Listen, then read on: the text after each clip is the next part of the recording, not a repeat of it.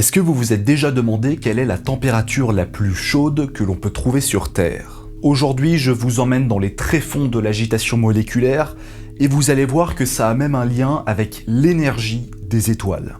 Notre planète a la particularité de posséder un climat très hétérogène. Des océans chauds aux déserts gelés, en passant par les forêts tropicales et les dunes à perte de vue, nous ne sommes définitivement pas en reste. Mais si l'on considère l'Antarctique comme l'endroit le plus froid du globe, le titre du plus chaud est plus difficile à déterminer. En 1922, la ville d'El Azizia en Libye a atteint la température record de 57,8 degrés. Considéré pendant près d'un siècle comme le record absolu de chaleur naturelle, il sera finalement déclassé par l'Organisation mondiale de la météo parce qu'il considère que les conditions de captation de température étaient bien trop mauvaises et imprécises. Le véritable record est attribué à la vallée de la mort, dans le sud-est de la Californie. D'une superficie de près de 12 000 km², ce gigantesque désert atteint des températures infernales à plus de 45 degrés chaque été. C'est suffisant pour mettre en danger la vie de quelqu'un en quelques minutes. Il est d'ailleurs déconseillé d'y rester toute la journée à cause de la chaleur extrême. Mais si la vallée de la mort, à 85 mètres sous le niveau de la mer pour son point le plus bas, est considérée comme une véritable fournaise, ça reste quand même un paradis comparé aux températures infernales des entrailles de notre planète. Les roches de la croûte terrestre atteignent facilement les 250 degrés. Sans parler du noyau interne de fer et de nickel qui est solide et qui fait plus de 5000 degrés.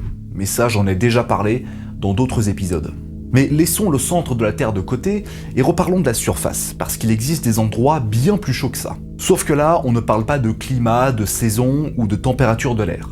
On parle vraiment de la matière en elle-même qui se met dans tous ses états. Et parmi ces phénomènes, l'un des plus chauds, si ce n'est le plus chaud jamais enregistré, n'est autre que la foudre. En se frayant un chemin entre les nuages et le sol, la foudre n'apparaît que très brièvement, si bien que l'on interprète ça comme un flash aveuglant. Sa température est si élevée qu'elle en devient vertigineuse, près de 30 000 degrés. Mieux vaut ne pas s'en prendre un dans la figure. C'est si intense que c'est 5 fois plus chaud que la température de la surface du Soleil. La foudre fait partie de ce qu'on appelle les électrométéores. Ouais, c'est pas faux. Ta gueule. Ce sont des phénomènes électriques et magnétiques qui se produisent dans l'atmosphère terrestre. Dans cette catégorie, on retrouve aussi les orages magnétiques et les aurores boréales. Mais si une aurore peut paraître effrayante au premier abord, elle ne représente aucun danger pour votre intégrité physique. Ce qui n'est pas le cas, évidemment, de la foudre. Pour ce qui est des constructions artificielles, l'homme est plutôt doué pour rivaliser avec la nature. Et quand il s'agit de monter en température, il fait preuve d'une inventivité significative. Et ça date pas d'hier. Durant la Seconde Guerre punique au IIIe siècle avant notre ère, la cité-État grecque de Syracuse est assiégée par l'armée de la République romaine. La légende raconte que le génie Archimède aurait utilisé un miroir afin de refléter les rayons du soleil vers les trirèmes de guerre romains, jusqu'à enflammer le bois et ralentir l'ennemi. Non mais attends, c'est le petit astronome ici ou c'est devenu Nota Bene là? Mes chers camarades, bien le bonjour. Aujourd'hui, nous savons que cette anecdote historique n'est étayée par aucune preuve matérielle. Cependant, ça prouve l'existence d'un phénomène bien connu par l'homme depuis très longtemps, l'effet de loupe. Si vous prenez un bout de bois ou une feuille de papier et que vous y placez une loupe, la lumière du soleil qui passe à travers la loupe va converger vers un petit point, que l'on appelle le foyer. Ce point, baigné d'énergie, chauffe spontanément, si bien qu'il peut atteindre plusieurs milliers de degrés. Si vous avez une lentille ou une loupe beaucoup plus grande, vous pouvez même faire fondre des métaux. Le foyer reçoit donc des centaines de fois plus d'énergie et de lumière qu'aux alentours. Du coup, on pourrait se poser une question. Pourquoi ne pas reproduire ça en vrai et en beaucoup plus gros? Au siècle dernier, des fours solaires ont été fabriqués pour avoir des effets de loupe géants et ainsi créer un foyer beaucoup plus gros et plus chaud qu'une simple lentille. Mais pour réaliser un tel projet, on utilise cette fois-ci des gigantesques miroirs. C'est notamment le cas avec 3 fours solaires célèbres en France. Celui d'Odeillo, celui de Montlouis et celui de Thémis, tous les 3 dans le sud de la France.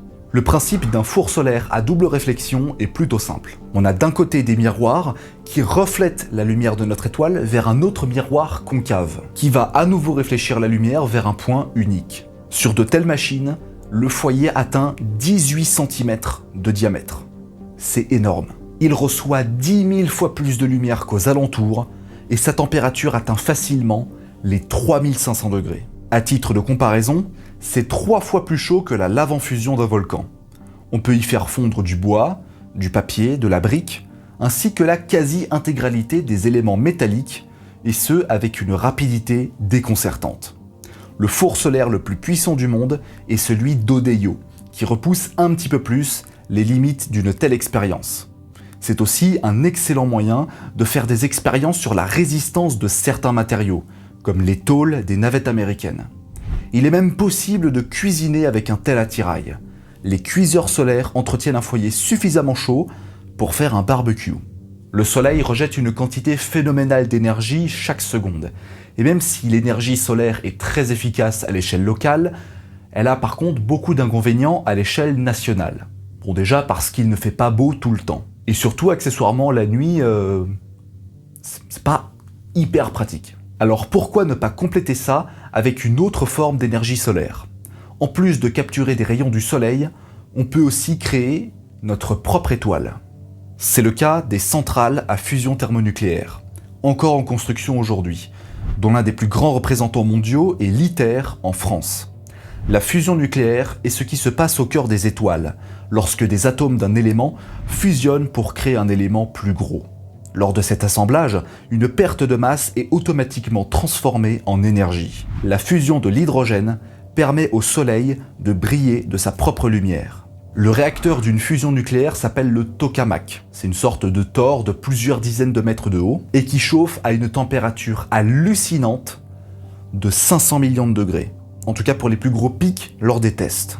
C'est 15 fois plus chaud que le noyau du Soleil, là où la fusion opère de mille-feux à environ 15 millions de degrés.